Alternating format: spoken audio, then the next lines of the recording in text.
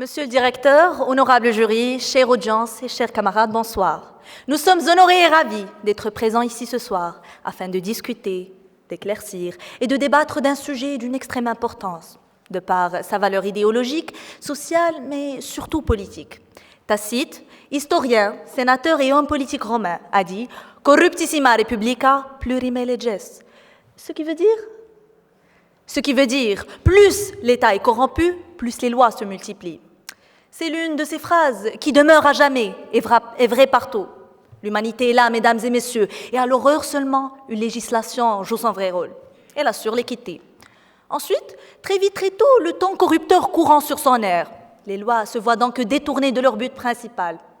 En effet, chers camarades, elles se multiplient naturellement pour irradier ce mal qui s'est ancré dans les sociétés qui les rongent. Mais le fait est que plus un pays dispose de ces dites lois, plus celui-ci en souffre. Permettez-moi alors, chère assistance, de vous rappeler que la corruption conduit aux pratiques illégales et immorales, telles que les pots de vin, les détournements de fonds, l'abus du pouvoir et le trafic d'influence pour les bénéfices égoïstes de classes dominantes au détriment de masses populaires. Transgressant toujours la frontière du droit et de la morale, la corruption est donc créée par l'homme lui-même et pour l'homme. La corruption est donc un symptôme d'une atroce gouvernance qui fait le lit de l'injustice sociale en obligeant les États à promulguer une multitude de lois pour enfin se protéger et justifier les assises de leur pouvoir. Nos opposants nous diront qu'il existe réellement des États ayant beaucoup de lois, mais plutôt légitimes et appropriées. Certes, nous ne pouvons pas nier cela, mais sachez très cher, et comme nous le savons tous ici présents, que l'exception ne fait pas la règle. Car la réalité est tout autre, car le législateur ne promulgue plus les lois des citoyens qui est censé représenter, mais plutôt celles du chef qui le gouverne et qui lui promet des privilèges. Alors, évitez-nous s'il vous plaît un plaidoyer complaisant, car mes camarades et moi vous emporterons dans un long voyage et dans différents coins du monde, où vous vous retrouverez submergés par la mère réalité de la gouvernance, et nous l'espérons convaincus de la véracité de nos propos. Merci.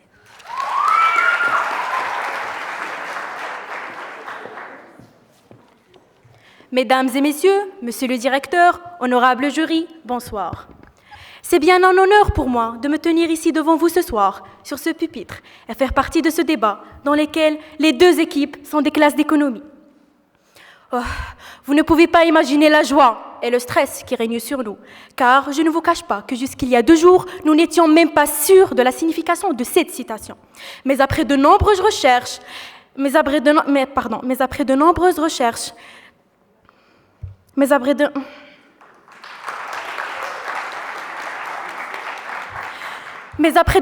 heures de recherche et de travail acharné, nous avons pu percer le mystère de ces citations.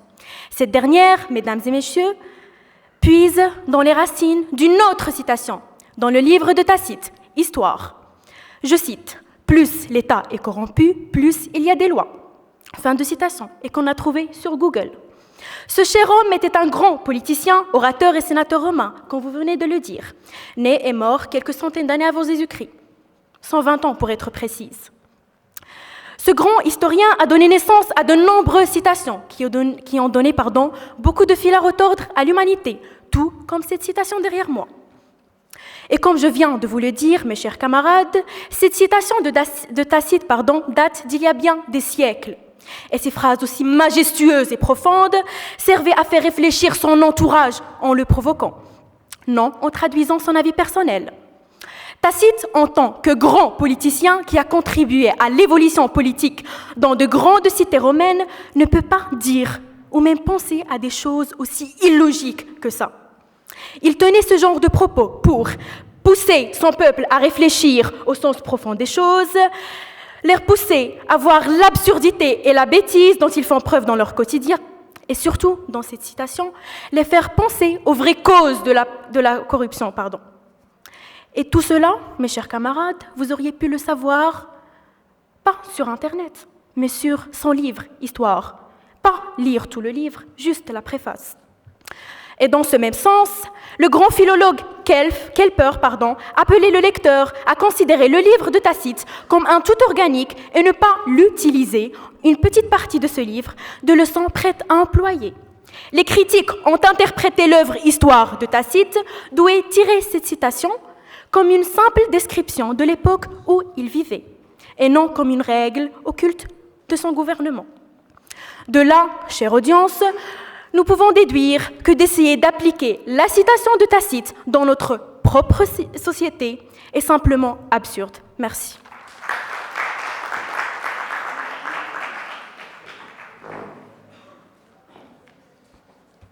Tout d'abord, chers opposants, puisque vous avez dit que le proverbe qu'on débatte aujourd'hui est dépassé, alors je vais vous poser une seule question, une seule et unique question. Depuis quand les proverbes ont une date d'expiration? Passons. Le monde est devenu une jungle dans laquelle seuls les riches et les puissants peuvent se faire une place. Mesdames et messieurs, honorables jurys, aimable assistance, bonsoir. Plus l'État est corrompu, plus les lois sont multiples. Telle, mesdames et messieurs, est notre position aujourd'hui, qui s'avère être d'une véracité extrême. Oui, parce qu'elle est basée sur des faits concrets, appuyés par un raisonnement logique et approuvés par des exemples de l'histoire de l'humanité. Nous savons tous que l'être humain, ou plutôt la nature humaine, le rend corruptible, de par son égocentrisme, son égoïsme et ses instincts primaires. L'homme avec un grand H use de la confiance de ses semblables pour adapter la loi, pour utiliser la loi et la rendre... pour utiliser la loi et l'adapter à des fins purement personnelles. Chers opposants, la loi perversit. La loi, non seulement détournée de son but, mais appliquée à poursuivre un but totalement contraire. La loi, devenue l'instrument de toutes les cupidités, au lieu d'en être le frein. La loi accomplissant elle-même l'injustice qu'elle avait pour rôle de détruire. Bien-être, confort, privilège, engendre, avidité, jalousie, l'amour du pouvoir. Voilà l'homme, voilà l'humain. En fait, la loi qui était censée protéger la société s'est transformée en un outil pour protéger les hommes qui l'ont créée. On les nomme les gouvernants, les politiciens, même s'ils n'ont de politique que le nom.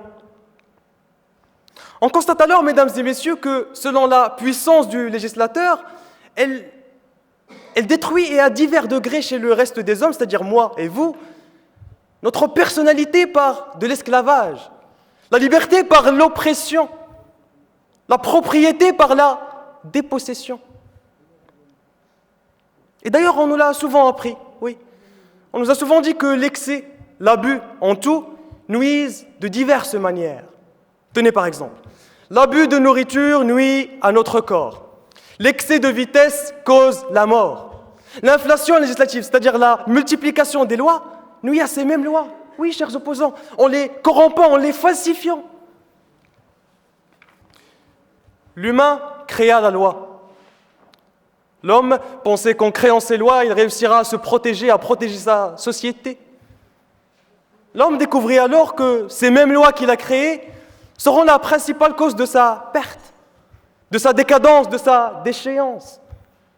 Et ce par la plus facile des manières, la corruption. Merci.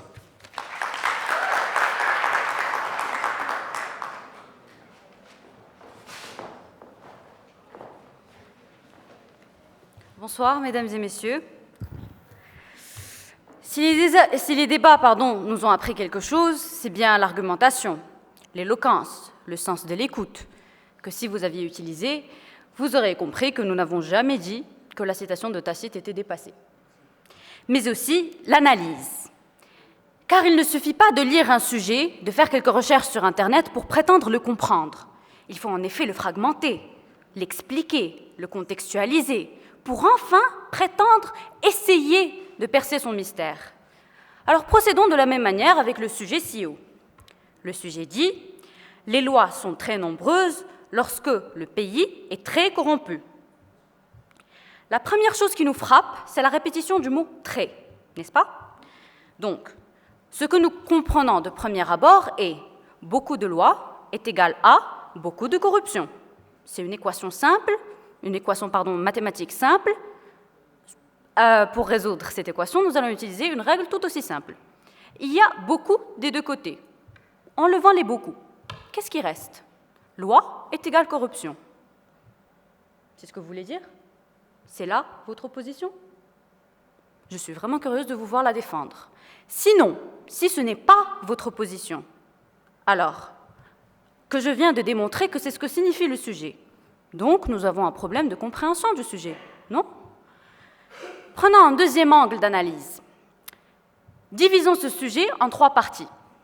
Les lois sont très nombreuses lorsque l'État ou le pays est très corrompu. La présence de lorsque signifie, grammaticalement parlant, qu'il y ait une relation de cause à effet.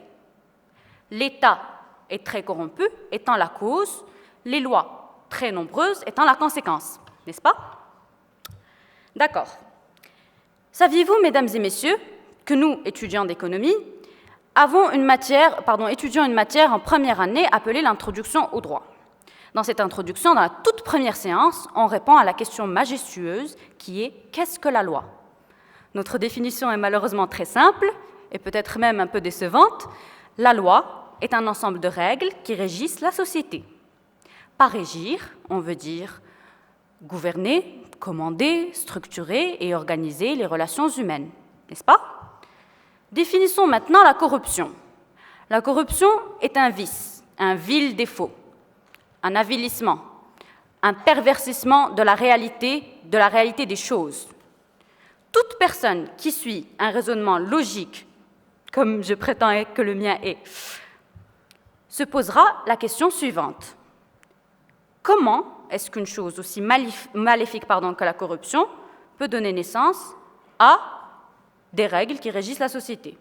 Dans le même sens, comment est-ce que l'organisation juste des rapports humains basés sur des principes aussi honorables que la justice, la vérité et la fraternité et l'égalité peut donner naissance à ou naître de l'avilissement qu'est la corruption? Merci de bien répondre à ces questions.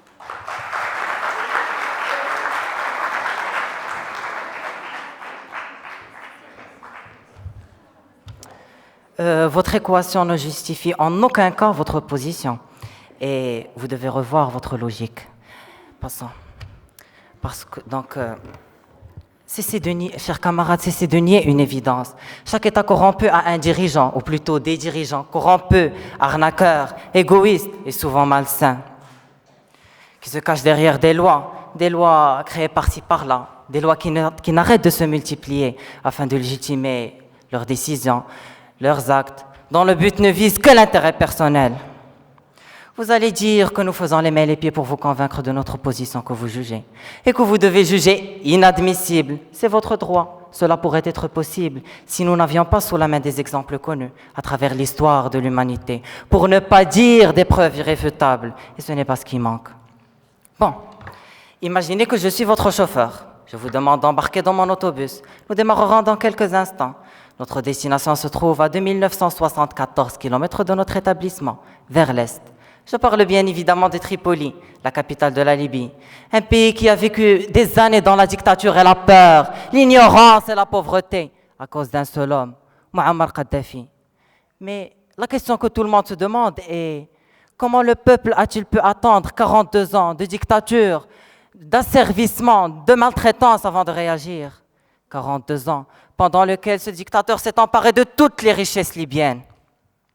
Eh bien, sachez, chers camarades, que le seul et unique instrument qu'a utilisé ce dictateur est la loi. La Libye est un pays musulman, donc forcément la loi se base principalement sur la charia et la sunna.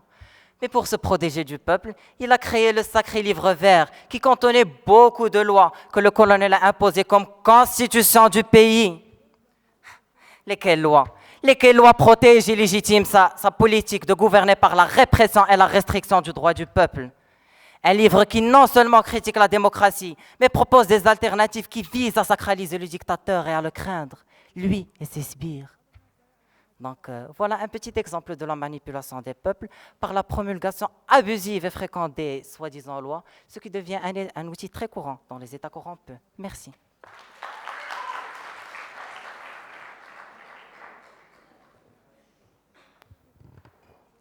Nous aurions vraiment apprécié avoir une réponse de votre part à nos questions. Merci.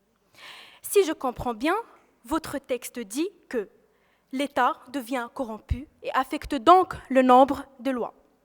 C'est bizarre. Je vous invite à imaginer avec moi une situation dans laquelle un juge aurait un livre, un gros, de 25 cm ou même plus, qui contient 1 milliard de lois. 1 milliard. Mais le seul problème, c'est qu'aucune de ces lois n'est appliquée.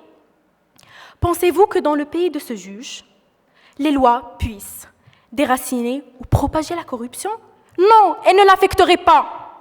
Donc, dans un pays corrompu, où les lois ne sont même pas appliquées, leur nombre ne peut ni nuire ni servir. Alors, soit vous dites que lorsque un État est corrompu et que les lois ne sont pas appliquées, il se multiplie. C'est illogique. Car pourquoi l'État créerait des lois qu'elle ne compte même pas les appliquer? Ou alors, vous pensez que la cause de la corruption de l'État est le grand nombre des lois. Ce qui est d'autant plus bizarre, car cela signifie que les lois qui viennent pour régir notre société s'amusent à les pervertir. Dans tous les cas, je pense que votre raisonnement est absurde. Merci.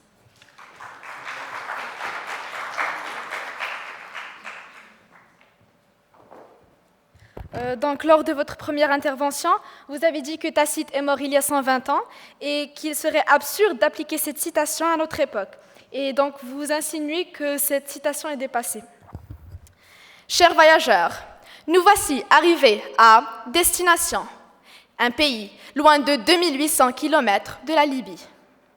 Nous voilà déjà à quelques mètres de la Tour Eiffel, la France. Maintenant, veuillez, chers voyageurs, maintenir le silence et écouter le guide qui nous expliquera l'inflation législative que connaît ce pays. La France, qui grâce à une opacité prétendue exemplaire, est un pays de petite vertu lorsqu'il s'agit de corruption. En Europe, elle se place dans le peloton de tête des pays où la corruption prospère le mieux. Il est donc difficile d'avoir en France une vision précise des formes que prend la corruption, au point que Transparency France a dû faire appel à des bénévoles pour dresser la carte de corruption, et que les ONG ont lancé un appel au public en disant, je cite, « Aidez-nous à enrichir la base de données en nous adressant les décisions de justice qui vous paraissent aléatoires ou inéquitables, dont vous avez pris connaissance, car nous avons besoin de vous pour connaître les condamnations qui ne figurent pas encore sur notre carte. » Ce qui signifie que le gouvernement français lance un appel aux ONG afin non de reconnaître le tort commis, mais d'en déduire un nouveau stratagème pour promulguer de nouvelles lois, pour soi-disant combattre la corruption. Et en cette même année, et comme par magie, la France a subi une inflation législative. Ils ont recensé près de 10 500 lois et 127 000 décrets d'application. L'inflation s'accentue et les biens françaises, c'est le résultat d'une manie nationale. À chaque problème, une loi. Et lorsque je parle de problème, je cite en première place la corruption. Aujourd'hui, près de 4000 pages de loi. N'est-ce pas une folie? Qu'en pensez-vous? Cela signifie que plus il y a de corruption, plus il y a de lois. Et c'est ce qui nous conduit droit à notre dicton latin qui dit que plus l'État est corrompu, plus les lois se multiplient. Et chers camarades, vous n'avez pas besoin d'une intelligence exceptionnelle pour pouvoir comprendre le fond de cette citation. Ai-je tort? Si oui, ayez la courtoisie de m'en contredire. Merci.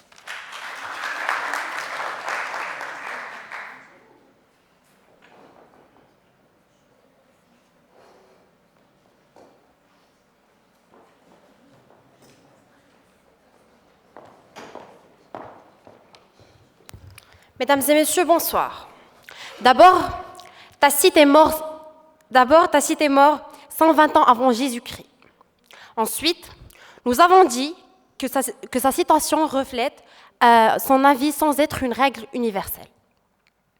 Comme le dit Tacite, je cite, « L'intérêt personnel est le poison de tout sentiment vrai. » Fin de citation.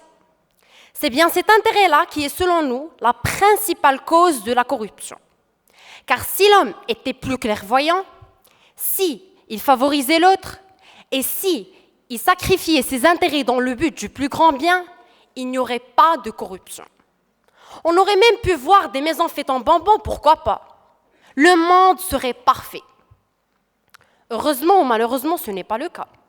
Car comme on dit, Tant qu'il y a des hommes, il y a des vices.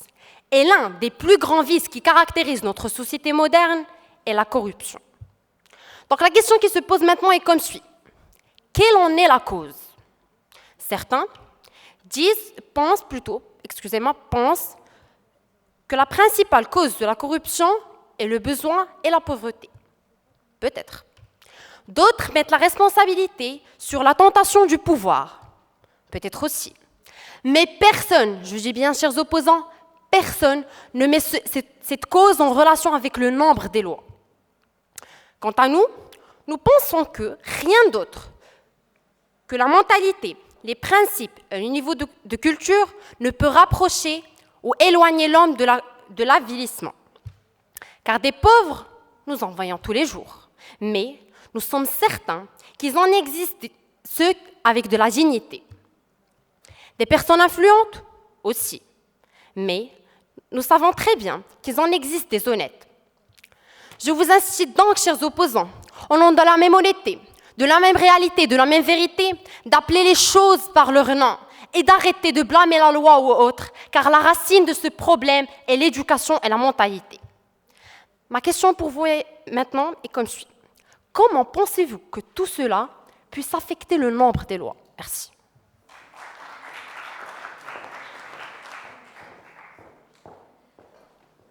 Alors, chers camarades, j'en déduis que vous jugez la crédibilité de Tacite.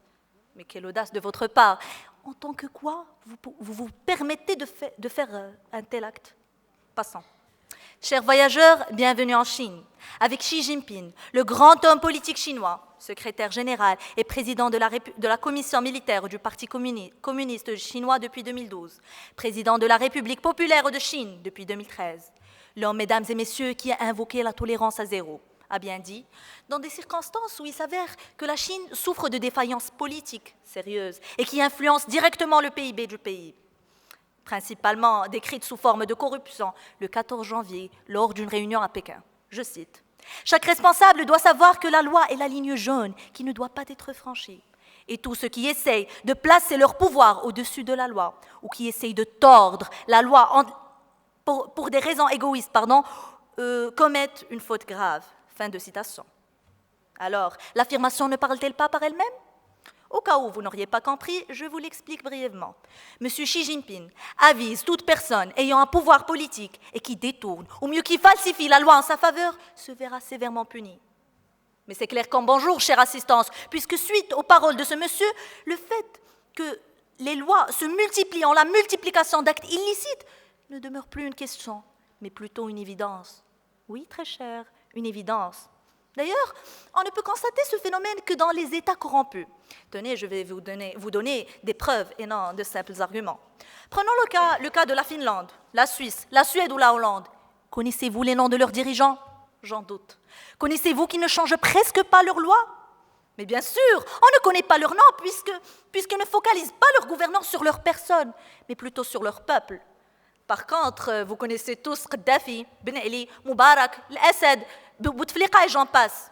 On les connaît partout dans le monde, tellement ils focalisent leur gouvernance sur leur personne, quitte à sacrifier toute une population, à justifier par la multiplication de lois même des génocides. Alors, convaincus? Sinon, chers camarades, nous respecterons votre avis avec amertume. Mais vous savez, le monde est fait tantôt de raison et tantôt de folie. Merci.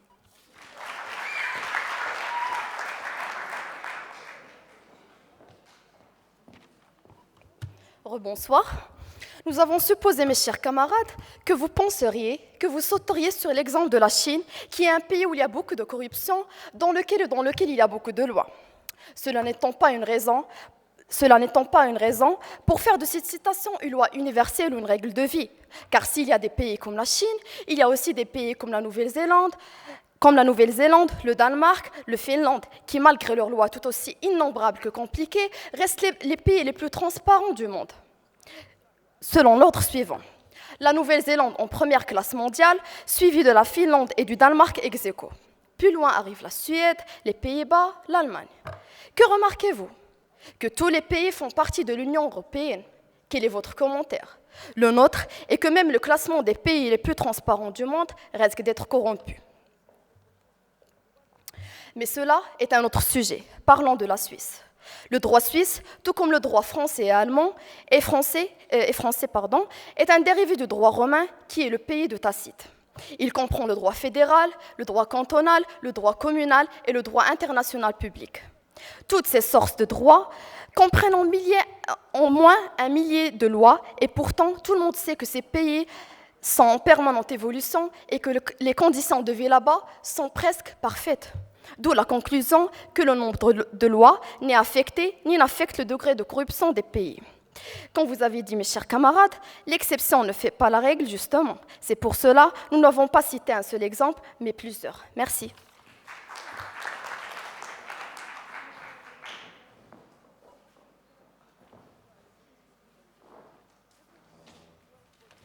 Alors, chers camarades, arrêtez de parler de corruption, de la définir, en citer les causes, les conséquences, parce que le sujet d'aujourd'hui, je ne sais pas si vous vous rendez compte, mais le sujet d'aujourd'hui est la relation entre la corruption et les lois, non pas autre chose. Passons. Chers opposants, permettez-moi de vous expliquer ce proverbe, qui est d'ailleurs notre sujet, et qui peut paraître assez simple, mais en réalité est extrêmement complexe. Alors, ce que vous devez savoir, chers camarades, c'est que les détenteurs du pouvoir décident de faire taire le peuple en inventant des lois à tour et à travers. Oui, c'est bien ceux qui nous ont rendus malades qui veulent maintenant nous soigner, nous aider, nous épauler. Tous ces faits, mesdames et messieurs, ont conduit vers un constat fondamental. Trop de lois tue la loi. Et voici la preuve tangible qui approuve ce constat et qui nous vient du pays leader en matière de corruption, la Corée du Nord, et ce n'est pas une exception. Alors, depuis son arrivée au pouvoir, succédant à son père, Kim Jong-un n'a cessé de susciter la polémique, surtout par ses lois jugées d'incompréhensibles, inutiles, parfois même stupides. Oui, stupides. Par exemple, il existe une loi en Corée du Nord qui stipule qu'il est interdit pour une personne d'utiliser l'Internet, le moyen de communication le plus répandu au XXIe siècle. Kim Jong-un pense que cela pourrait pousser les gens à se manifester et à utiliser l'Internet et communiquer avec l'extérieur, ce qui poussera les gens à utiliser tout cela contre le gouvernement nord-coréen. Ou encore, comment expliquez-vous le fait qu'il y ait une loi en Corée du Nord qui punit toute personne ayant en sa possession un livre religieux sacré, que ce soit une Bible ou un Coran? Puisque cela, selon le gouvernement nord-coréen, pourrait pousser les gens à utiliser la religion contre la dictature absolue de l'État le plus corrompu de l'histoire contemporaine, celle de Kim Jong-un. Alors les exemples ne manquent pas, chers camarades, mais la vérité est là. Le gouvernement nord-coréen invente des lois à tour et à travers pour empêcher son pays de réfléchir, pour empêcher son pays d'utiliser la loi contre la dictature et de penser et de dénoncer la corruption extrêmement répandue dans le pays. Maintenant, de retour au Maroc. Mais avant ça, faisons une petite escale chez nos confrères algériens. Alors, le gouvernement de Bouteflika ne fait pas l'exception. Car comment se fait-il qu'un président aussi âgé, malade, même incapable de parler, puisse gouverner le pays pour 4 mandats consécutifs? Alors la réponse est claire, chers opposants. C'est tout simplement pour que les généraux qui détiennent le pouvoir puissent garantir leur impunité. Et ce, même en changeant la Constitution, même en changeant les lois. Chers opposants, aimable assistance, alors je veux vous poser une question. Si vous continuez toujours à nier l'étroite relation entre la multiplication des lois et la corruption, c'est que vous êtes les champions du monde en absurdité. Alors jusqu'à quand? Jusqu'à quand continuerez-vous à rejeter une vérité qui dérange? Jusqu'à quand continuerez-vous à vivre dans le déni total? Quand est-ce que vous allez sortir de votre léthargie pour affronter une réalité? Je vous laisse le soin de répondre à ces questions. Entre-temps, la vérité est incontestablement là. Plus l'État est corrompu, plus les lois sont multiples. Merci.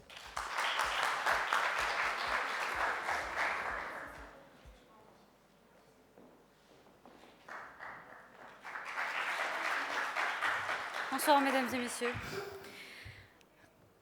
Il est magnifique de pouvoir poser pareille question à notre âge. C'est vraiment quelque chose de très important. Mais il ne faut pas simplement poser des questions. il faut aussi essayer d'y répondre. Quelle est la question qui se pose aujourd'hui, maintenant? Quelle est la cause de la corruption? Est-ce que la corruption a une relation étroite, comme le disent nos chers camarades ici présents, avec le nombre de la loi? Ma camarade ici présente a dit non. Nous avons démontré ça. Nous allons vous donner la relation qu'il y a entre la loi et la corruption, et qui n'est pas le nombre, mes chers camarades. Où est le problème dans nos lois? Pourquoi est-ce que les pays les plus transparents du monde font partie de l'Union européenne? Pourquoi est-ce que tous les pays corrompus que viennent de citer mes amis ici présents font partie des pays arabes et des pays musulmans? Où est la faute dans notre loi? Où est-elle?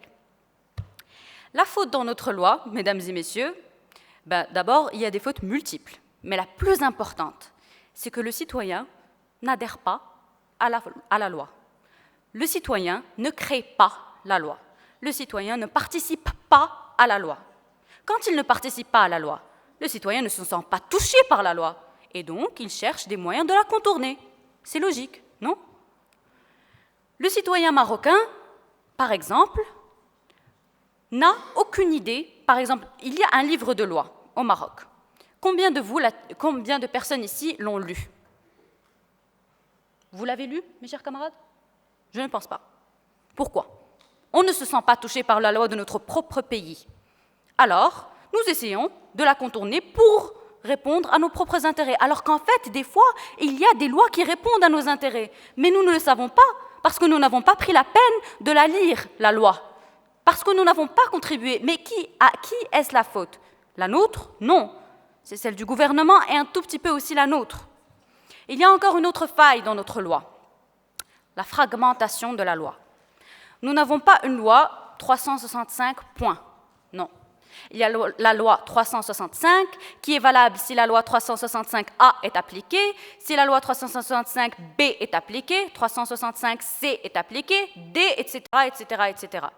Il n'y a pas de règle, soyez juste, il ne faut pas faire preuve de violence, par exemple. Non, il ne faut pas faire preuve de violence, 365, 365A, il ne faut pas faire cas de violence, mais s'il y a ça, vous pouvez faire cas de violence. La loi fragmentée dilue la force de la loi. Comme vous avez dit, beaucoup de lois étouffent la loi et donc la tuent. Quand la loi est tuée, c'est-à-dire qu'elle n'existe plus. Alors, la condition de loi ici présente n'est plus. Si elle est altérée, donc l'équation change et le sujet change. Je pense que c'est tout pour ce soir. Merci.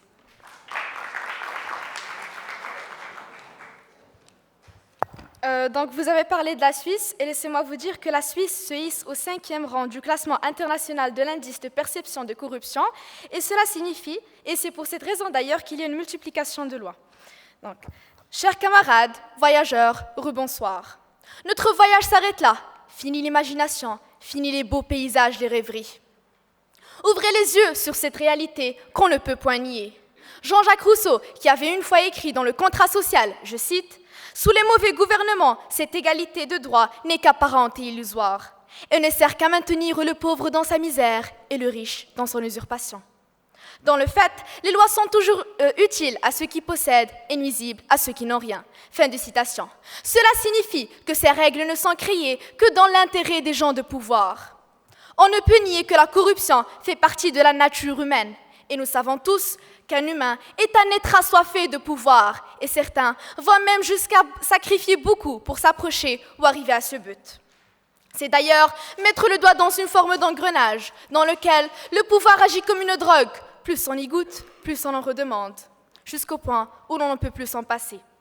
C'est l'exemple de plusieurs cas, de plusieurs hommes politiques, dont la plupart ont déjà été cités par mes camarades, de Kadhafi, Bouteflika, Ben Ali et j'en passe, et qui, bien qu'accumulant les défaites ou les traversées du désert, persistent dans leur course au fauteuil et ne prennent jamais leur retraite.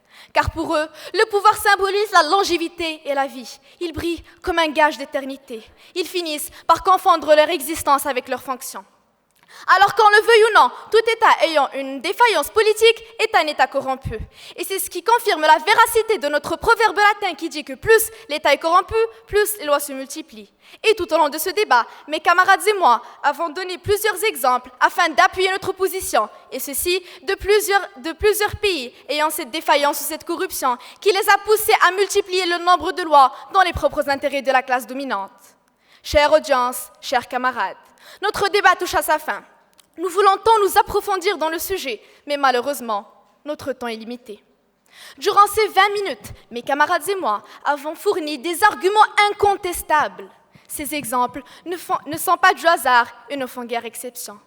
Mais ils font le constat de la réalité du monde où nous vivons. Un monde réel et concret qui, me semble-t-il, n'a rien à voir avec le monde que vous avez décrit, auquel vous avez fait allusion avec tant d'enthousiasme et un optimisme digne de Pangloss. Mais heureusement que mes camarades et moi savons aussi que le monde est ainsi fait. La raison n'y est simplement pas donnée à tout le monde. Et c'est ce qui fait de nous un monde, tout simplement, et non le meilleur des mondes. Et c'est ce qui fait de nous aujourd'hui aussi des gagnants ou des perdants.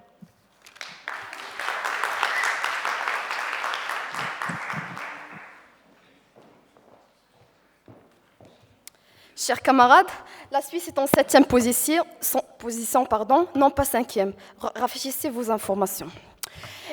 Elle est bizarre et décevante, cette manière qu'adoptent certaines personnes de choisir de voir uniquement les partis qui défendent leur cause et de négliger les lignes parce qu'elles ne servent pas leur intérêt. Madame Chantal Delsol, une grande politologue, met la responsabilité de la corruption de l'État sur la désobéissance des lois et non leur nombre. Elle dit en effet, je cite, « L'État ou plutôt la société dans son ensemble se corrompt par la progressive désobéissance de la loi. Celles-ci deviennent obsolètes par leur simple désaffectation. » Pour être sûr qu'il n'y ait pas de malentendu, je me propose pour vous expliquer cela, bien que ce soit de la clarté de l'eau de roche. C'est à cause du détachement des hommes de la loi que les sociétés deviennent corrompus. Vous remarquez sûrement, mes chers camarades, en tant qu'économistes, certains termes qui vous sont familiers, tels que obsolètes. Vous aviez sûrement étudié la pratique de l'amortissement qu'utilise une entreprise concernant les moyens de production dépassés. Il est bien heureux qu'on utilise cette même pratique avec les lois qui évoluent pour se conformer à toutes les sociétés, leur nombre étant donc au service de la société et non à son déshonneur. Merci.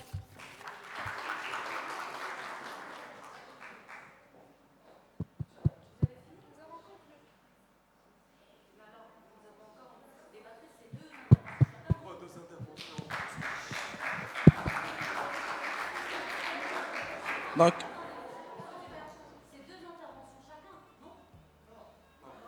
par équipe. Par équipe. Par équipe.